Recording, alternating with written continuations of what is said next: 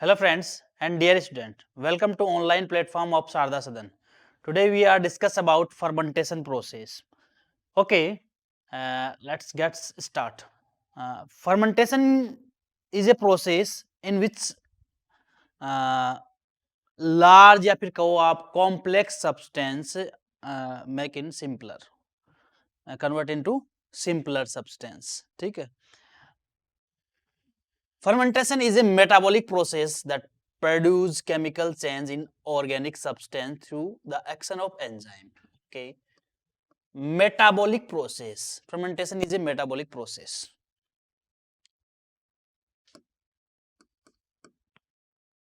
Do you know about metabolic? A process in which catabolic and anabolic condition लागू होती है, जहां पे कैटाबोलिक और एनाबोलिक दोनों कंडीशन लागू हो रही है. तो आप कह सकते हो कि जहां फर्मेंटेशन होता है, इन द फर्मेंटेशन कैटाबोलिक भी होगा और एनाबोलिक भी होगा. जो सब्सटेंस हैं वो टूटेंगे भी, ब्रेकडाउन भी होंगे और फॉर्म भी होंगे, नए भी बनेंगे. ठीक है. By the action of enzyme. Enzyme आपको चाहिए. बिना एंजाइम बॉडी के अंदर कोई प्रोसेस, अगर बायोकेमिकल कोई भी प्रोसेस करवा रहे हो आप, बायोकेमिस्ट्री के अकॉर्डिंग आप कोई भी प्रोसेस करवा रहे हो, तो आपको एंजाइम की रिक्वायर पड़ेगी वहां पे. ठीक है. यहाँ पर आगे दे रखा है कि अगर इसको मैं डिफाइन करता हूं, तो फर्मेंटेशन की अगर मैं बात कर रहा हूं, तो extraction of energy from carbohydrates in the absence of oxygen. यानी अब यहाँ पे आप देखोगे, हमने ग्लूकोज से पायरुविक एसिड बना लिया था in the glycolysis. In the glycolysis. Glycolysis जो प्रोसेस है उसमें हमने with the help of the enzyme, ठीक है, ग्लूकोज को ब्रेक डाउन कर दिया था. ठीक है. और क्या बना लिया था? पायरुविक एसिड या पायरुवेट. यहां पर ये बात हो गई थी. अब पायरुवेट जो है वो आपका आगे आ गया. अब पायरुवेट आपका आगे आ गया. अब पायरुवेट का फ्यूचर डिसाइड करता है किस चीज पर इसका फ्यूचर डिसाइड करता है. इसका फ्यूचर डिसाइड करता है दो चीजों पर. ऑक्सीजन का जुड़ना, यानी ऑक्सीजन का जुड़ना और ऑक्सीजन का नहीं जुड़ना, यानी एरोबिक और एनारोबिक कंडीशन. जहां ऑक्सीजन जुड़ती है पायरुविक एसिड से, तो ये बात सारी माइटोकॉन्ड्रिया में चली जाती है और वहां पर क्रेब्स साइकिल रन होती है. ये बात आपको याद रखनी है. क्रेब्स साइकिल रन होती है. अगर ऑक्सीजन इसको मिल रही है, ऑक्सीडेशन वाला, अगर इसको ऑक्सीजन की प्रेजेंस में ये काम हो रहा है, तो आप जानते हो bacteria is a prokaryotes. In the prokaryotes mitochondria is absent. तो जो बैक्टीरिया, उनमें माइटोकॉन्ड्रिया होता ही नहीं है. तो बैक्टीरिया के पास एरोबिक कंडीशन नहीं बनेगी, वो एनारोबिक कंडीशन के अकॉर्डिंग काम कर रहा है. कुछ माइक्रोब्स हो सकते हैं. तो अगर मैं बात करूं ईस्ट की, yeast is a fungi. Commonly जो यूज करते हैं जैसे प्रोडक्शन में ethanol product, saccharomyces cerevisiae. Saccharomyces cerevisiae yeast का यूज किया जाता है. जो आप हायर स्टडी करोगे तब आपका एक चैप्टर रहेगा 12th क्लास में, इनके नाम वगैरह रहेंगे. तो ईस्ट जो है यहाँ पे फंगी है, और ये एक प्रकार का कौन सा यूज करते हैं? Saccharomyces cerevisiae. तो ये प्रोडक्शन के अंदर काम में लिया जाता है. जैसे मान लो बेकरी प्रोडक्ट्स है, या कोई मिल्क का प्रोडक्शन करवा रहे हैं, या फिर कोई मान लो एथेनॉल वगैरह बना रहे हैं, उनमें ईस्ट का यूज लिया जाता है. तो ईस्ट क्या करता है? जब इसको पायरुविक एसिड दिया जाता है, तो ये पायरुविक एसिड को ब्रेक डाउन कर देता है in the ethanol and CO2. किस में ब्रेक डाउन कर देता है? Ethanol and CO2. अब ये यहाँ पर, अच्छा, यहाँ पर जो हो रहा है वो कंप्लीट ऑक्सीडेशन नहीं होता है.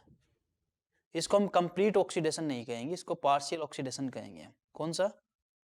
कंप्लीट ऑक्सीडेशन नहीं है यहाँ पे, क्योंकि कंप्लीट ऑक्सीडेशन इस चीज को नहीं बता रहा है. यहाँ पे ये ऑब्वियसली किसको यूज कर रहा है? देखो किसको यूज कर रहा है? हाइड्रोजन को. किसको यूज कर रहा है? हाइड्रोजन। NaDH+H, ये इसके पास गए और NaD बाहर निकल गया। इट मींस क्या हुआ, इसने हाइड्रोजन किसको प्रोवाइड करवा दिए? Pyruvic acid. किसको प्रोवाइड करवा दिए? Pyruvic acid. और जैसे इसको प्रोवाइड करवाए तो ये कन्वर्ट हो गए इथेनॉल एंड CO2। क्लियर बात? ठीक है। ऑक्सीजन का जुड़ना और हाइड्रोजन का निकलना ऑक्सीडेशन, और रिडक्शन में हाइड्रोजन का जुड़ना। तो यहाँ पे ये इसको रिड्यूस करवा रहा है, रिडक्शन करवा रहा है इसका। ठीक है। तो यहाँ पर ये एक बात मेरे को ये समझ में आ जाती है कि जो पायरुविक एसिड है वो ईस्ट की कंडीशन अगर दी जाए तो एथेनॉल और CO2 बनाता है। अगर यहाँ पर कोई, अब देखो यहाँ पे मैंने कोई माइक्रोब्स नहीं रखा है, तो क्या ऐसा भी हो सकता है यहाँ पर भी क्या हो रहा है? लैक्टिक एसिड बन रहा है। ऐसा हमारी मसल्स के अंदर बनता है, ऐसा हमारी मसल्स के अंदर बनता है। एटलीस्ट कार्डियक मसल्स जो होती हैं वो भी कभी कभी लैक्टिक एसिड बनाती है, जिससे हार्ट अटैक आने का चांस रहता है। क्योंकि ब्लड सप्लाई नहीं हुई तो उसको प्रॉपर, ये कब होगा? Lack of oxygen. Lack of oxygen, oxygen खत्म नहीं, फिनिश नहीं, कमी। जैसे आप श्वसन प्रक्रिया कर रहे हो, आपने जो रेस्पिरेशन किया उसके तहत आपके पास सही से प्रॉपर ऑक्सीजन नहीं जा रही है, तो आपके हार्ट के पास ब्लड के थ्रू ऑक्सीजन सही से नहीं पहुंच रही है, तो कमी हो गई। बाकी आपकी बॉडी में ऑक्सीजन की कमी नहीं, उसके पास सही से नहीं पहुंची, तो वो क्या करेगा? ऐसे मान लो गुस्से में आके वो लैक्टिक एसिड बना देगा, और लैक्टिक एसिड जैसे ही बनाएगा तो एक सीवियर पेन क्रिएट होगा, एक जबरदस्त सा, और इतना बड़ा पेन जो होता है वो हार्ट अटैक का पेन बन जाता है। ऐसी कंडीशन में व्यक्ति की मृत्यु हो जाती है। ठीक, यहाँ पर भी वो NaDH+H+ से हाइड्रोजन लेता है और NaD का फॉर्म करता है। बस दोनों में डिफरेंट क्या याद रखना है, मैं बोलूंगा पायरुविक एसिड जो है उससे एक तरफ फर्मेंटेशन होता है तो बनता है इथेनॉल प्लस CO2, एक तरफ फर्मेंटेशन होता है तो बनता है लैक्टिक एसिड। जो फर्मेंटेशन पायरुविक एसिड से इथेनॉल और CO2 बनता है, वहां पर ईस्ट काम आ रहा है। कौन काम आ रहा है? ईस्ट। लेकिन यहाँ पे कोई काम नहीं आ रहा। ये कैसे हुई? ये लैक ऑफ O2, किसकी कमी में हो रहा है? अभाव में। किसमें? ऑक्सीजन के अभाव में। ठीक है। यहाँ पर आपकी किसी प्रकार की CO2 नहीं बनेगी, ध्यान रखना। इसमें CO2 बनती है, ये बिल्कुल आप याद रखोगे एकदम अच्छे से। आपके बुक में एक डायग्राम भी दे रखा है। तो फर्मेंटेशन की मैंने एक बात तो जान ली। ठीक है, नेक्स्ट मैं बात करता हूँ, सॉरी, एनारोबिक रेस्पिरेशन करो या फर्मेंटेशन कर दो, एक ही बात है। क्योंकि अगर मेरे को एरोबिक कंडीशन अप्लाई करनी है तो मेरे को तो क्रेब साइकिल रन करवाना है और ETS में चले जाना है, क्रेब साइकिल से आगे ETS में चले जाना है। लेकिन मेरे पास ये है ही नहीं, ऑक्सीजन है ही नहीं। तो अगर ऑक्सीजन की कमी हुई तो लैक्टिक एसिड भी बन सकता है, और परमानेंट ऑक्सीजन है ही नहीं वहां पे तो इथेनॉल और CO2 भी प्रोड्यूस करवा सकता है, जैसे ईस्ट करवाता है। बहुत सारे ऐसे हैं लेकिन ईस्ट का नाम दे रखा है आपको, तो ये आपको याद रखना है। बाकी यहाँ पे एनर्जी, जो थोड़ी बहुत एनर्जी खुद यूज करेगा तो वो किससे ले लेता है? NaDH+H। हाइड्रोजन का ऐड होना और ऑक्सीजन का निकल जाना क्या है? रिडक्शन है या ऑक्सीडेशन? तो यहाँ पे रिडक्शन करवा रहा है, रिड्यूस कर रहा है, इसको याद रखें ये बात। ठीक है, इतनी बात हमारी हो जाती है। ठीक है, अब एक बात याद रखनी है आपको, ये आगे चलते हैं, इसी के साथ देख लें। एनारोबिक रेस्पिरेशन या फिर आप इसको फर्मेंटेशन कह सकते हो, क्योंकि एरोबिक वाला तो है ही नहीं। एरोबिक वाला जब हम पढ़ेंगे तो क्रेब साइकिल पढ़ेंगे, थोड़ा सा दिमाग में सेट हुआ मामला। ग्लाइकोलाइसिस हमने पढ़ लिया। आप बोल रहे सर ग्लाइकोलाइसिस के बाद में पायरुविक एसिड का फ्यूचर क्या है?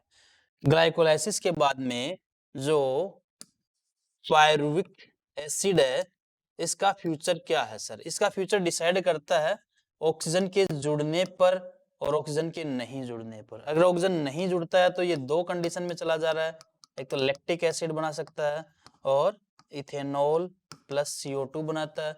अगर इसके साथ ऑक्सीजन जुड़ता है तो ये माइटोकॉन्ड्रिया में चला जाता है और क्रेब्स साइकिल को रन करता है, और क्रेब्स साइकिल से फिर ETS में चली जाती है। ETC भी लिख सकते हो, ETS। तो पायरुविक एसिड का जो फ्यूचर है वो डिसाइड करता है ऑक्सीजन के जुड़ने पर और नहीं जुड़ने पर। अगर ऑक्सीजन जुड़ता है तो ये मामला होता है, ऑक्सीजन नहीं जुड़ता है तो ये मामला होगा। इतनी बात आपको समझ में आ जाती है। देन यहाँ पे हम देखते हैं in fermentation process reduce coenzyme is oxidise. Reduce coenzyme क्या हो जाएंगे? Oxidise which goes in the process of glycolysis and come back after reducing. ठीक है, रिड्यूस कोएंजाइम जो होते हैं वो ऑक्सीडाइज हो रहे हैं। अगर यहाँ पर अगर हम देखें, देखो हमने कुछ बताया था, आप यहीं से देख लो, ये ग्लूकोज है, ग्लूकोज से पायरुविक एसिड बना, क्या बन रहा है? NaDH प्लस H एनर्जी के रूप में काम आ रहा है। ये रिडक्शन हो रहा है यहाँ पे, ये क्या हो रहा है? रिडक्शन। जैसे रिडक्शन होके खाली हो गया है, ठीक है, ये रिडक्शन होके खाली हो गया। अब ये ऑक्सीडाइज होने के लिए वापस से किस में आ रहा है? ग्लाइकोलाइसिस में। वहां पे रिडक्शन, हमने क्या यही बात लिखी? हमने क्या यही बात लिखी? In fermentation process, reduced coenzyme is oxidized, which goes in the process of glycolysis and come back after reducing. Reducing होकर आएगा, वहां वो ऑक्सीडाइज हो जाएगा। रिड्यूसिंग होकर आएगा, वहां वो ऑक्सीडाइज हो जाएगा। ठीक है, यानी देखो इस चीज को आप ऐसे समझो, आप इससे कंफ्यूज मत होना। NaDH प्लस H प्लस, ये कैसा एजेंट है? ये रिड्यूसिंग एजेंट है, तो रिड्यूस होकर आ गया। ये क्या आ गया? रिड्यूस होकर आ गया। अब ये इसने अपने हाइड्रोजन डोनेट कर दिए। क्या कर दिए? हाइड्रोजन डोनेट कर दिए। ऑक्सीजन का जुड़ना और हाइड्रोजन का निकलना, ऑक्सीजन का जुड़ना और हाइड्रोजन का निकलना क्या कहलाएगा? आपका ऑक्सीडेशन। क्या कहलाएगा? लेकिन जिसको ये दे रहा है वो क्या हो जाएगा? रिड्यूस। जिसको दे रहा है वो क्या हो जाएगा? रिड्यूस। तो अब ये जो खाली हो गया, ये अब रिड्यूस होने के लिए वापस ग्लाइकोलाइसिस में आ जाएगा। अब इस बात को यहां समझे आप, इसमें कंफ्यूजन क्रिएट मत करना। जैसे आप बोल रहे हो सर यहाँ पे NaDH प्लस H प्लस है, तो इसने अपने हाइड्रोजन इसको दे दिए। किसको दे दिए? पायरुविक एसिड को। तो पायरुविक एसिड जो हो रहा है वो क्या हो गया? यहाँ पे रिड्यूस हो गया। किसमें? एथेनॉल में। लेकिन ये खुद क्या हो गया? ऑक्सीडाइज। एक दो कंडीशन बनती है, ये बात आप याद रखें। फर्मेंटेशन की प्रोसेस में पायरुविक एसिड रिड्यूस होता है, लेकिन NaDH plus H plus oxidise होके बाहर निकलेगा। इसके पास से हाइड्रोजन खत्म हो गए, finish.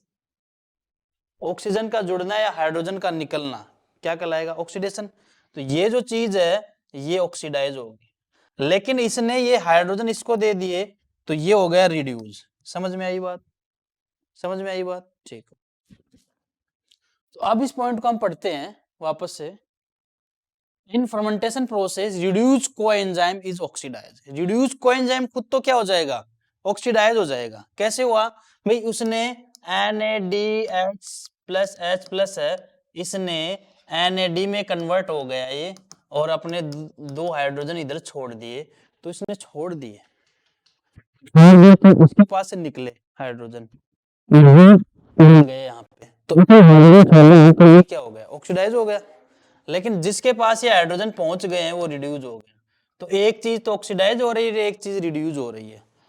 Coenzyme is oxidized which goes in the process of glycolysis and come back after reducing।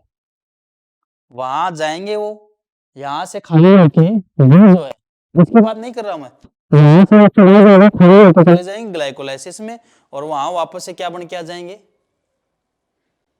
वहां से वापस से क्या बन के आएंगे? रिड्यूसिंग एजेंट बन के आ जाएंगे वापस। इन anaerobic condition electron transport chain does not run, क्योंकि ऐसा मामला ही नहीं हो रहा। एनारोबिक कंडीशन में ऑक्सीजन होगी तो पायरुविक एसिड जो है वो आगे जाके उसमें क्रेब्स साइकिल में जाएगा। क्रेब्स साइकिल होगी तो ETS बनेगा, लेकिन क्रेब्स साइकिल नहीं हो रही तो ETS नहीं बनेगा। तो सही कहा अगले ने, इन anaerobic condition electron transport chain does not run या अकर्ड। ये ग्लूकोज है, इसमें 6 कार्बन होते हैं, यह पायरुविक एसिड बना, ये ग्लाइकोलाइसिस वाली प्रक्रिया है, आपने पढ़ ली है। यहाँ पे डीकार्बोक्सिलेशन इज नॉट अकर्ड, यहाँ पे डीकार्बोक्सिलेशन नहीं हुआ। इस पूरी प्रोसेस में आप जब निकाल के देखोगे, आपका पहले का डायग्राम है, पूरी प्रोसेस में कहीं पर भी आपको CO2 निकलता हुआ नजर नहीं आएगा। ग्लाइकोलाइसिस से लेके आप हमने जो पढ़ा उसमें आप पूरे में देख लो, कहीं पर भी आपको CO2 नजर नहीं आएगा निकलता हुआ। अगर CO2 निकलता है तो इसको हम बोलते हैं डीकार्बोक्सिलेशन, और जुड़ता है तो हम बोलेंगे कार्बोक्सिलेशन। क्या बोलेंगे? तो डीकार्बोक्सिलेशन कहीं पर भी नहीं हुआ। ये पायरुविक एसिड का फॉर्मूला है जो नीचे लिख रखा है, ठीक है। नेक्स्ट स्लाइड में हम चलते हैं। एनारोबिक रेस्पिरेशन में हम और बात करते हैं। Glycolysis process is occurred in the both condition, चाहे ऑक्सीजन हो या नहीं हो। ये तो ग्लाइकोलाइसिस वाली बात आ गई, ग्लाइकोलाइसिस वाली बात आ गई। अब आगे पायरुविक एसिड बन जाता है तो उसका क्या होगा? आप सीधी सी बात बोलते हो सर, अगर उसके साथ ऑक्सीजन ऐड हो जाती है, उसके साथ ऑक्सीजन ऐड हो जाती है तो वो क्रेब्स साइकिल में चली जाएगी, और ऑक्सीजन उसके साथ ऐड नहीं होती है तो वो फर्मेंटेशन कर लेगा, ठीक है। इन the process of glycolysis net gain of ATP is 2। देखो इस बात को भी समझो आप। हमने ग्लाइकोलाइसिस की प्रोसेस पढ़ी, तो शुरू में हमारे पास 2 एटीपी खर्च होते हैं, 2 जगह एटीपी खर्च होते हैं शुरू में ग्लाइकोलाइसिस में, 2 जगह एटीपी खर्च हुई है हमारी, ठीक है। लेकिन नीचे देखेंगे तो मेरे पास 2 एटीपी एक बार बनते हैं और 2 एटीपी एक बार बनते हैं। कितने बने? 4 एटीपी बने, और नेट गेन कितना बता रहा है? तो इसको कैसे हुआ है सोल्व? ये सोल्व कैसे हुआ? ग्लाइकोलाइसिस में एक बार वापस से आ जाओ। ग्लाइकोलाइसिस ने हमने पढ़ा, ऊपरी ऊपर देखो आप, 3-फॉस्फोग्लिसरॉल्डिहाइड बनने से पहले पहले 2 एटीपी हमारे खर्च हो जाते हैं।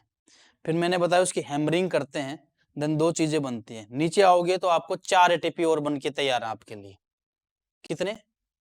लेकिन मैं तो यहाँ नेट गेन कितना बता रहा हूं, तो इसको कैसे सोल्व करोगे? कैसे सोल्व करोगे इसको बताओ? ये मैथ के अकॉर्डिंग सेट नहीं हो रहा मामला कि सर आपने तो 2 एटीपी बताया था टोटल, कितना, लेकिन आपके तो कितने बन गए यहाँ? 4 बन गए भी। आपको नेट चीज जब भी निकालनी होती है तो जहां आपका खर्चा हुआ वो उसमें माइनस किया जाता है। तो आपकी 2 एटीपी खर्च भी तो हुई है, वो इसमें से 4 में से खर्च कर दो तो नेट गेन आपका क्या आता है? 2 एटीपी। ये लिखा हुआ यहाँ पे, कंफ्यूज मत होना बात को। कभी आप उसमें जाओ और आपके वहां पर कंफ्यूजन क्रिएट हो, यार पूरी ग्लाइकोलाइसिस में 4 एटीपी बन रही है और 2 एटीपी खर्च हो रही है, सर ने बोला कि 2 एटीपी बनेगी, तो प्रॉब्लम क्या? उस 2 एटीपी है उसको 4 में से क्या कर दें हम? माइनस कर दें, तो नेट गेन ही आ जाएगा।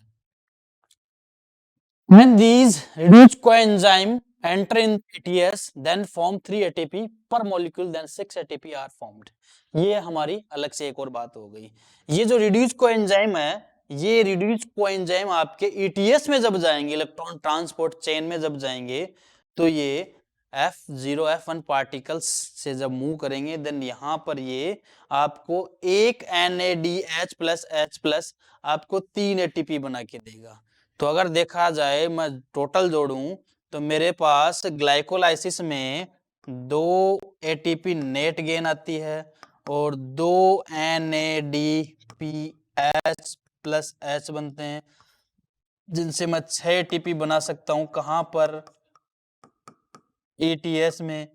तो अगर मैं इसको यहीं पे जोड़ूं तो टोटल मेरे पास 8 एटीपी का कंटेंट रहता है। याद रखेंगे ये, ठीक है।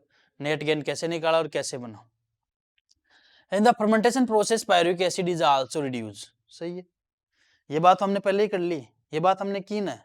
रिड्यूसिंग एजेंट जो होता है वो ऑक्सीडाइज होगा, रिड्यूसिंग एजेंट क्या होगा, लेकिन पायरुविक एसिड क्या हो जाएगा? रिड्यूस। अगर कोई चीज ऑक्सीडाइज हो रही है और दूसरी चीज को हाइड्रोजन दे रही, तो एक तो हाइड्रोजन छोड़ देता है, तो जो छोड़ देता है वो तो हो गया ऑक्सीडाइज, जिसको मिल जाता है वो रिड्यूस। समझ में आ रही है बात? तो इसमें यही बात कही गई, in the fermentation process pyruvic acid is also reduce. Next हम चलते हैं। देखो यहाँ पे आप सारी चीजें एकदम क्लियर कट समझ जाओगे जिस तरीके से मैंने बना रखा है। ये पायरुविक एसिड है भैया आपके पास, ओके। तो डायग्राम पर, ये जो डायग्राम लगा रखा है उस पर हम अगर देखें तो ये पायरुविक एसिड है अपने पास। क्या है? पायरुविक एसिड, ठीक है। एक मिनट सर,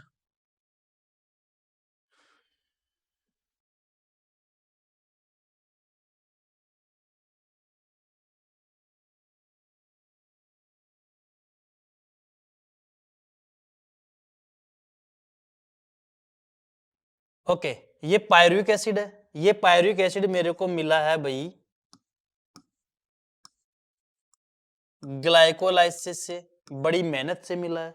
यहाँ पे मेरे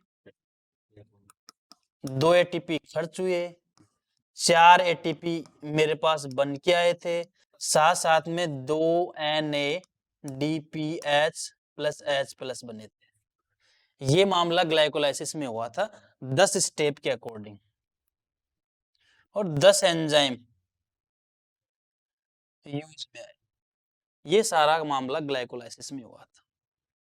अगर मैं इसकी बात करूं तो इसमें 6 कार्बन होते हैं, 6 कार्बन होते हैं, ठीक है, 4 5 6 6 कार्बन होते हैं ग्लाइकोलाइसिस में, ओ सॉरी ग्लूकोज की में। और पायरुविक एसिड जो होता है उसमें 3 कार्बन होते हैं, 1 2 3 कार्बन होते हैं, सिर्फ 3 ही कार्बन।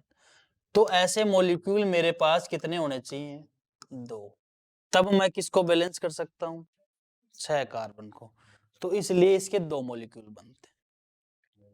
अब बात आती है कि सर अब पायरुविक एसिड का क्या होगा, आगे क्या डिसीजन होगा? तो भाई अगर इसको पायरुविक एसिड को यदि ऑक्सीजन मिलती है, एरोबिक कंडीशन मिलती है, तो ये माइटोकॉन्ड्रिया में चला जाता है और क्या रन करेगा? Krebs cycle. लेकिन यहां जो हो रहा है, यहां पर इसको कहीं पर भी ऑक्सीजन नहीं मिल रही। तो देखो, अगर ये पायरुविक एसिड लैक्टिक एसिड में कन्वर्ट हो रहा है, तो लैक्टिक एसिड में देखो 3 कार्बन का, लैक्टिक एसिड में भी कितने कार्बन है? 3। आप इसको लिख सकते हो लॉस ऑफ कार्बन, यानी डी कार्बोक्सिलेशन कहीं नहीं हो रहा है। होता तो कार्बन कम हो जाता।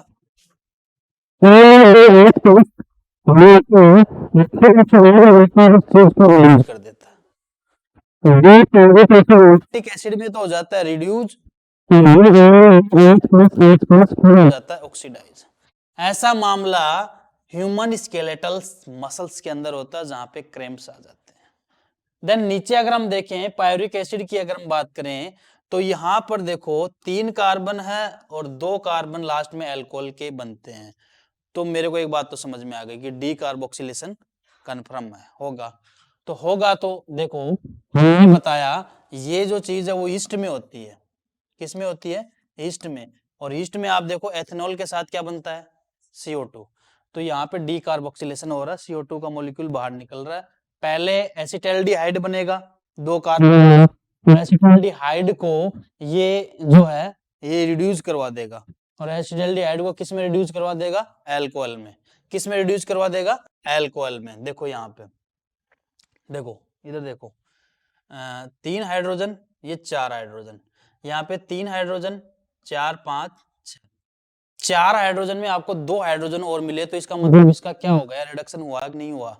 अब 2 हाइड्रोजन देने के लिए कौन आया था? ये इसके पास 2 हाइड्रोजन पड़े थे, तो इसका खुद का तो हो गया ऑक्सीडेशन, और कर दिया इन्होंने रिड्यूस।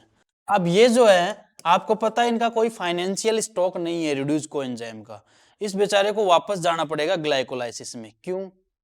ताकि ये खुद क्या हो के आ जाए, अब रिड्यूस हो के आ जाए। वेरी गुड, इतनी बात आपको पकड़ में आ जाती है। अब ये सारे खाली होके ग्लाइकोलाइसिस में चले जाएंगे और वहां से क्या होकर आएंगे? रिड्यूस होकर आएंगे, ताकि इसको रन करवा सके। अब इतना है कि अगर मैं कहूं कि फर्मेंटेशन में कहीं कोई एनर्जी नहीं बनती, क्योंकि आप इसमें देखो एनर्जी का मतलब मैं ये समझता हूं कि एटीपी बनना, तो कहीं पे एटीपी बनती हुई नहीं नजर आती है। फिर अगला क्वेश्चन ये होता है, सर एनर्जी नहीं बनती है तो फर्मेंटेशन करवाना क्यों जरूरी है? चलो, फर्मेंटेशन की एक प्रोसेस इसलिए जरूरी है, हमारे अंदर फर्मेंटेशन की प्रोसेस नहीं हो रही है, लेकिन वो बैक्टीरिया वगैरह फर्मेंटेशन क्यों करवाएं? तो वो इसलिए करवाएं कि इनका कोई फाइनेंशियल स्टॉक तो है नहीं उनके पास। तो अगर इनके रिड्यूस कोएंजाइम ऑक्सीडाइज हो जाते हैं फर्मेंटेशन में, तो वो उनको चार्ज भी तो करेंगे ग्लाइकोलाइसिस में ले जाके, इनको रिड्यूस करके लाएंगे। तो इनके लिए जरूरी बनता है सारा सिस्टम, ताकि वो लगातार इनको एनर्जी प्रोवाइड करते रहे। यहाँ पर अगर हम देखें तो ये इसी को समझाने के लिए, ग्लूकोज है ये पायरुविक एसिड में कन्वर्ट हुआ, फिर अल्कोहल में। ग्लूकोज से जब पायरुविक एसिड बनता है, ग्लूकोज से पायरुविक एसिड बनता है, तो आप देखो यहाँ पर NAD आता है और NADH प्लस H प्लस में कन्वर्ट हो जाता है। तो यहाँ पर NAD आता है, NADH+, तो यहाँ पे इसका रिडक्शन हो रहा है। देखो ये यहाँ पे था, यहाँ पे तो उल्टा बोल दो अब इसको, ये ऑक्सीडेशन हो रहा है तो ये क्या हो रहा है, रिडक्शन। लेकिन ये हो कहाँ रहा है, सिर्फ ग्लाइकोलाइसिस में। ये किसकी बात कर रहा हूं मैं, फर्मेंटेशन की बात। लेकिन यहाँ पे देखो आप, ये देखो गलती से लिखा था, ये ऑक्सीडेशन, ये O आएगा यहाँ पे, ऑक्सीडेशन ये आता है, और ये N। देखो ये जो बन गया था ना, ये आगे काम आ रहा है, नहीं वो बनाएगा इसीलिए तो जो इसके काम आए, इसको वो आगे काम लेता है। तो पहले ने इसने क्या करवाया था, रिड्यूस करवाया था, ताकि इसको वो ऑक्सीडाइज करवा सके। जैसे इसको ऑक्सीडाइज करवाता है तो ये जो एजेंट होता है ये खुद क्या हो जाता है, रिड्यूस। अब ये खाली हो गया, अब ये खुद आगे जाता है, ये खाली हो गया, ये खुद आगे जाता है, और यहाँ जाकर ये रिड्यूस होकर वापस से आ जाता है। ओके, तो हमने ग्लाइकोलाइसिस पढ़ लिया, फर्मेंटेशन पढ़ लिया, और नेक्स्ट क्लास में हमारा रहेगा क्रेब्स साइकिल। तो आज की क्लास हमारी फर्मेंटेशन पे थी, नेक्स्ट क्लास अपनी रहेगी क्रेब्स साइकिल पे, देन उसके बाद में ETS और चैप्टर खत्म। तो आज का वीडियो इतना ही था, थैंक यू सो मच।